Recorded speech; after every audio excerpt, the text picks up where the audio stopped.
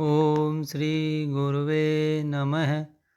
श्रुतिस्मृतिपुराणानामालयं करुणालयं नमामि भगवत्पादं शङ्करं लोकशङ्करम्। ओम शांति शांति शांति। अहम ब्रह्मास्मि नाम ग्रंथ है जो स्वामी निसर्गदत्त महाराज की बातचीत पर आधारित है। आज का विषय है स्वतादात्म्य से मुक्ति। प्रश्न है, मुझे अपने में अत्यधिक बुराई दिखाई पड़ती है, क्या इसे परिवर्तित करने की आवश्यकता नहीं है? महाराज, बुराई अनवधानता की छायावर है। बुराई अनवधानता की छायावर है। आत्म जागृति के प्रकाश में यह किसी पत्ती की तरह मुरझाकर झड़ जाएगी। आत्म जागृति के प्रकाश में यह किसी पत्ती की तरह मुरझाकर झड़ जाएगी। किसी अन्य पर आश्रित रहना निरर्थक ही है, क्योंकि अन्य लोग तुम्हें जो कुछ भी दे सकते हैं वे उसे तुमसे वापस छीन लेंगे। केवल वही अंत में भी तुम्हारा रहेगा जो कि प्रारंभ में ही तुम्हारा है। अपने अंतर के सिवा और कहीं से मार्गदर्शन मत लो और उस स्थिति में ही अपनी सारी स्मृतियों को अलग कर एक और रख दो। अपनी सारी स्मृतियों को अलग कर एक और रख दो, अन्यथा वे तुम्हें पथ भ्रमित कर देंगी। और यदि तुम रास्तों और साधनों के बारे में पूर्ण रूप से अनभिज्ञ भी हो तो भी शांत रहो और अपने अंतर हृदय में झांको। मार्गदर्शन अवश्य मिलेगा। तुम्हारा अगला कदम क्या हो, इस विषय में तुम्हें कभी भी अंधेरे में नहीं रखा जाता है।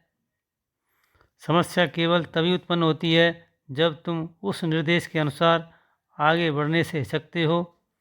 गुरु तुम्हें साहस देने के लिए तत्पर रहता है, क्योंकि उसके पास अनुभव भी होता है और सफलता भी होती है, पर केवल वही स्थायी रूप से तुम्हारे काम आएगा जिसे तुम अपनी जागरूकता के द्वारा खोज लेते हो। पर केवल वही स्थायी रूप से तुम्हारे काम आएगा जिसे तुम अपनी जागरूकता के द्वारा खोज लेते हो और अपने ही निज प्रयत्न से पा लेते हो। स्मरण रखो कि जिस का भी तुम्हें संवेदन होता है वह तुम स्वयं नहीं होते। बाहर से प्राप्त होने वाली कोई भी वस्तु तुम्हारे लिए मूल्यांकन नहीं हो सकती।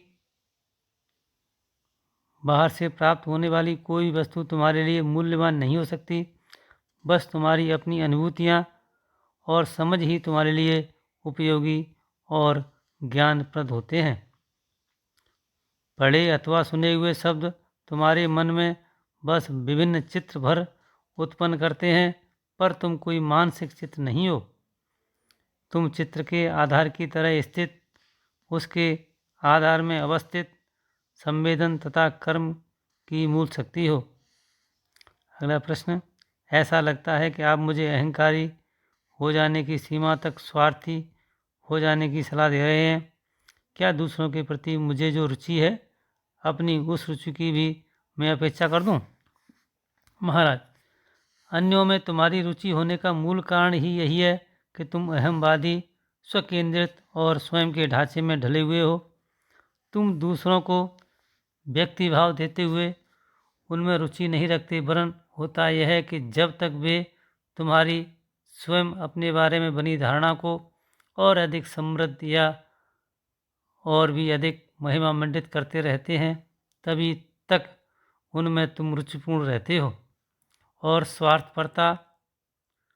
स्वार्थपरकता का चरम बस केवल अपनी ही देह की सुरक्षा, उसके ही संरक्षण और उसकी अभिवृद्धि आदि बातों में होता है।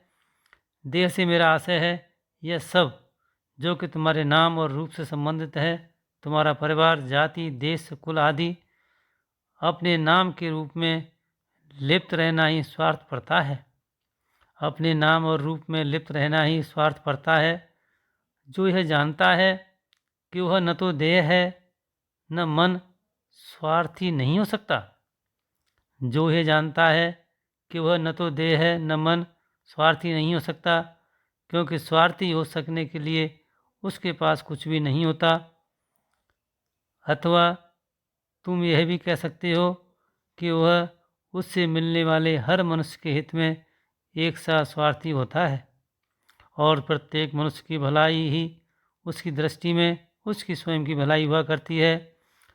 तब मैं जगत हूँ और जगत स्वयं में, यह भावना उसके लिए एक नितांत ही स्वाभाविक वस्तु होती है और स्वार्थी होने का कोई उपाय शेष नहीं रह जाता।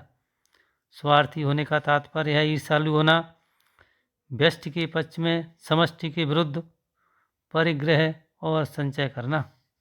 ओम शांति शांति शांति।